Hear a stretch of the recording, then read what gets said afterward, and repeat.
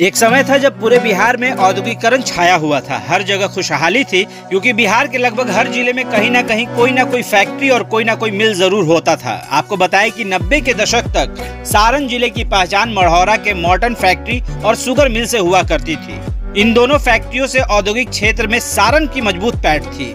समय के कालचक्र में कई विषमताएं सामने आई और दशकों तक अपने मिठास से देश दुनिया में पहचान बनाने वाले मॉर्टन चॉकलेट और शुगर की फैक्ट्री रसातल में चली गई।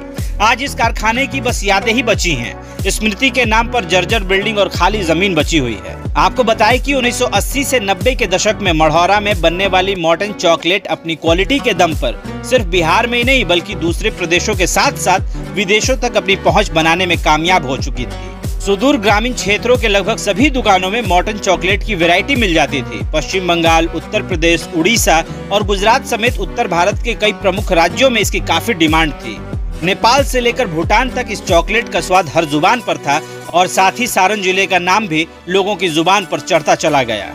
उस समय मॉर्टन से बड़ा दूसरा कोई ब्रांड नहीं था। सिर्फ चॉकलेट फैक्ट्री का सालाना कारोबार 30 करोड़ के आसपास था। अब अगर बात करें कि आखिर क्यों ये फैक्ट्रियां बंद हो गई, तो मढ़ौरा में Morton chocolate factory, sugar mill के अलावा डिस्टिलरी की यूनिट और सारण इंजीनियरिंग एंड वर्क के अंतर्गत रोलर का निर्माण भी होता था।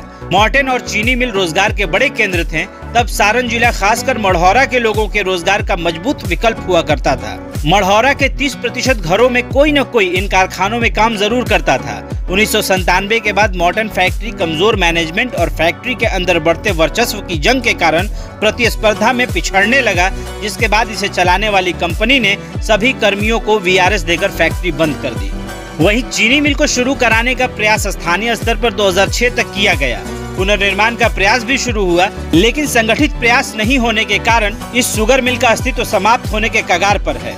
बचे हुए कल पुर्जे और ईंटें भी अब सुरक्षित नहीं हैं। इन कहानियों को सुनकर फिर से एक बार ऐसा लगता है कि क्या ये खुशहाली बिहार के जिलों में फिर से एक बार पनप पाएगी? क्या ऐसी खुशहाली फिर से बिहार देख पाएगा?